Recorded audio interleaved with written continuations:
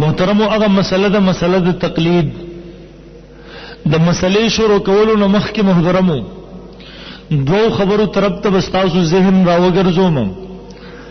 اول نمبر محترمو خلق زمونږ نه کله تپوس وکړي د یوې مسلې په باره کې، څوک د سوال په انداز کې تپوس وکړي، څوک د اعتراض او د اشکال په طور باندې تپوس وکړي. اول نمبر سوال مونږ نه دا کوي وی پوره دنیا کې دی وخت کې سلور امامانو تقلید ولې شروع دی؟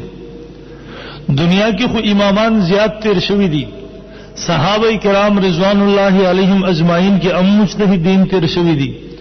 په تابعینو داغوی شاگردانو کې هم تیر شوي دي. بیا سوجد چې صرف او صرف د دې سلور مذاهب مقلدین موجود دي، د دې سلور مذهبونو پیروکاران په مخ د ځمکه باندې موجود دي، نور مذاهب ختم شو میټاو شو. دا یو سوالی. نمبر خبره محترمو دنیا کې سلور امامان ولی دي، دنیا کې دغه سلور مذاهب تقلید ولی جاری دي؟ محترمو دا غي سوال جواب نمخ کې به یو خبرې زستاسو په وړاندې عرض کړم.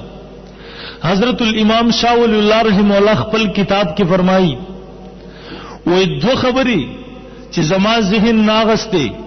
زما ذهن د خبرې د پاره آماده نو، زه د خبرې د پاره تیار نه وم، خو انها د الله تر طرف نه اشاره ما ته شوې ده د خبرې، او زه اشارتن روان یم په هغه خبرې باندې د الله تر طرف نه چې د الله تر طرف نه ما ته اشارتن حکم شوی دی، دیو جنا هغه خبرې ما په ځان لازمه کړې دي. شاه صاحب رحم الله فرمایي هغه دوه خبرونه یو خبره ده ویل ما سوچ کوو ما وی چې په هر فن کې ما ته عبور حاصل دی، هغه که هر فن د علمی طور باندې هغه کې ما ته کامل درسترس حاصل دی، ما ته یو امام د فقه د یو امام د تقلید ضرورت نشته، بس ځان له مجتهد یم. حضرت شاه صاحب رحم الله فرمایي یو شپه نبی علیہ الصلوۃ والسلام خوب کینم، نبی علیہ الصلوۃ والسلام د سپروت دی او د ملاسته د نبی علیہ الصلوۃ والسلام سینې مبارک نه سلور نهرونه سلور ولی جاری دي، نهرونه او ولی زیات دي، خو ها باقی نهرونه او باقی ولی وچ شوی دي، دا سلور نهرونه د دې اوبه جاری دي. ویل یو نهر باندې بورډ لګیدل د نهر ابو حنیفه، یو نهر باندې بورډ لګیدل د نهر شافعی، بل نهر باندې بورډ لګیدل د نهر مالک، او په بل نهر باندې بورډ لګیدل د نهر احمد ابن حنبل. ویل دې سلور والو نهرونو علاوه نور نهرونه هم د خواغه وچ شوی دي، دا سلور نهرونه دا جاری دي. ویل چې کله ما وکتا په کم نهر باندې چې نهر ابو حنیفه بورډ لګیدل دی، دا انتہائی تیز دی، چپی وہی انتہائی تیزی سره روان دی. د باقی درې نهرونو او د دې نهر خپل منځ کې مشابهت دسه دی، خپل منځ کې تعلق دسه دی. د نهر ابو حنیفه مثال د سمندر دی، د نهر ابو حنیفه مثال د هغه لوی دریاب دی، د باقی درې نهرونه چې بورډونه په لګېدلې دي داغه مثال د وړو وړو سیندونو نهرونو دی. ویل مای تعبیر دا واغستو چې د امام ابو حنیفه رحم الله مقلدین پوره دنیا کې انتہائی زیات دي، د باقی امامانو مقلدین دنیا کې راوی پیروکار د دې په مقابله کې ډېر کم دي. ویل ماته نبی علیہ الصلوۃ والسلام اشاره وکړه چې خپل اجتهاد مکوا، نهر ابو حنیفه طرف ته اشاره وکړه، ماته وی دې پسې روان شه. دی وی دینه پس ما خپل رائے پرېخو، د خپل سوچ مې پرېخو، د امام ابو حنیفه رحم الله د مذهب مقلد جوړ شوم. برال محترمو نو عرض او تاسو وګورئ د نبی علیہ الصلوۃ والسلام زمانه ده، د تابعینو زمانه ده، د مسلې معلومولو درې طریقې وي محترمو. د نبی علیہ الصلوۃ والسلام زمانه کې سخلق هغه دي چې نبی علیہ الصلوۃ والسلام ته نږدې اوسېږي، سخلق هغه چې د نبی علیہ الصلوۃ والسلام نه لري اوسېږي. کم خلق چې نږدې اوسېږي دیو د مسلې د معلومولو د پاره نبی علیہ الصلوۃ والسلام ته برای راست رجوع کوي. کم خلق چې لري اوسېږي د نبی علیہ الصلوۃ والسلام نه، دې کې دوه قسمه خلقو. یو قسم خلق هغه وو چې دیو ته کلم مسله پیښه شو، دیو د دې سیز د دې خبرې طاقت لرو چې دیو د قران او سنت نه برای راست مسله راوباسي، قران او سنت کې باقاعده مسله وګوري او دیو هغه معلومه کې هغه باندې عمل وکي.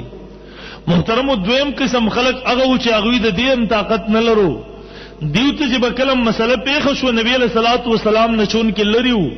دیو بدغ خپل علاقه مجتهدین او امامانو لرالا دا غینه به مسله معلومه کړو هغه باندې به عمل وکړو دا درې طریقې محترمو امدق مونږ تر حدیثو کتابونو کې ملاویږي امام ابو داود شریف کې دا حضرت معاذ ابن جبل رضی اللہ تعالی عنہ حدیث نقل کړي دغه رنګ امام بخاری رحم الله خپل کتاب بخاری شریف کې دا حضرت اکرامہ رضی اللہ تعالی عنہ روایت نقل کړي دغه رنګ محترمو د احادیث کتابونو گواه دي بلکې زبر مختصرا دمره ہوئے محترمو مصنف ابن ابي شيبه مصنف عبد الرزاق دغه رنګ نور کتابونو شپږ ډیر زره فتوی د صحابه کرامو موجود دي سمرا جواب برکوي چې سمرا شپږ ډیر زره 36000 فتاوجات د صحابه موجود دي هغه صحابه چې هغه مجتهدین دي کم صحابه چې مجتهدین نه دي دیو د مسلې معلومولو د پاره راغلي دي د خپل مجتهد لا د دینه د مسلې تفوس کړه دی ورله جواب ورکړه د مسلې ورته ورخولې ده نه خو دیو د دلیل مطالبه کړي د نور تعویض په دلیل ورخوله ده بخاری شریف کې هم د فتوی موجود دي ابن ابي شيبه عبد الرزاق کتاب غړو کتابونو کې شپږ ډیر زره فتوی اغه نن زما او مخه ته موجود دي چې په دې شپږ ډیر زره دلایل په دې خبره باندې شپږ ډیر زره دلایل چې صحابه رضی الله عنهم اجمعین زمانه کې دا هغه علاقه خلق او خپل علاقه د امام او د خپل علاقه د مجتهد تقلید کړي د محترمو نو محترمو سوال داو چې د سلور مذاهب تقلید ولی جاری دي د دې سلور امامانو تقلید ولی جاری دي باقی ولی ختم شو نو ما ویل الله رب العزت ته دغه منظور او چې سلور مذاهب باندې امت راجم شي نن خو تاسو له یو ځلې ذهن کې وسوسه دراچي تاسو ذهن کې به اشکال دراچي و ير د سلور مذهبونو د سلور امامانو دین سلور ټکړې کو نعوذ بالله امت کی انتشار راوستو امت سلور زیشو منگوی نن مرگریه دا غلط فهمی دا د سلور امامانو په ذریعہ سره الله رب العزت امت کې اتحاد او اتفاق راوستو دا د سلور امامانو برکتو دا د غویر سلور مذاهب برکتو چې نن الحمدلله امت کې خانه جنگی نشتی نن امت د یو بل سره مشتو گریوان نه دی نن امت په خپل منځ کې جنگ جګړو طرف ته نه دی روان توے اغه څنګه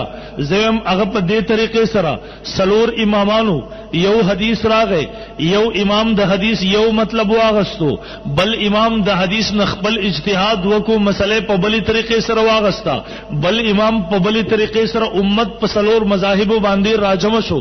ما وی کر سلور مذاهب باندې الله رب العزت دا امت نوې راجم کړي نو نن محترم طریقه دا وې نن بهر سړی له مونږ ردی خبري اجازه ور کړې وې چې تاسو کې یو مسله راشي بیا قران سنت کې پخپله تلاش کړي نن به مونږ یو عالم لا نن به مونږ یو عاملا نن به مونږ یو د سکول استاد له هر یو سړی له هم د دې خبري اجازه ورکړه چې کله مسله تا ته پیښ شي قران را واخله مسله وګوره د نبی له صلوات و سلام احادیث راواله مسله وګوره لږ تاسو غور وکئ د یو علاقه کې 50 جماعتونه دي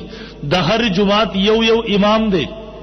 مسله پیښ شو مونږ بر قران سنت نه مسله اخلو نو محترمو دنیا کې دا ممکن نه چې په علاقه کې 50 امامان دي هر یو د حدیث نه استدلال کوي او د ټولو استدلال او مسله دی یو شان شي د دې جماعت مولوی صاحب به یو شان مسله راوباسي هغه مولوی صاحب ببل شان راوباسي هغه ببل شان راوباسي او بیا محترمو زمونږ د علاقې مولیان خو ممتاز لیدلی کړه باړه کې پیر صاحب را پاسې دو مفتی منیر شاکر را پاسې دو یو د اغازی نخپل لګیا شو بل د اغازی نسن اخر خبره چرته ورسیدا ویل اصله را واخلې زی ورزو پر بل واجب القتل نو بیا علاقه کې 50 امامان دي هر یو وی زما مسله حق ده اغه مناسب وی زما مسله حق ده دا مناسب وی زما مسله حق ده او بیا مقتدیان نو مقتدیان خو تاسو به اوریدلی دي تیر مناظره نه پس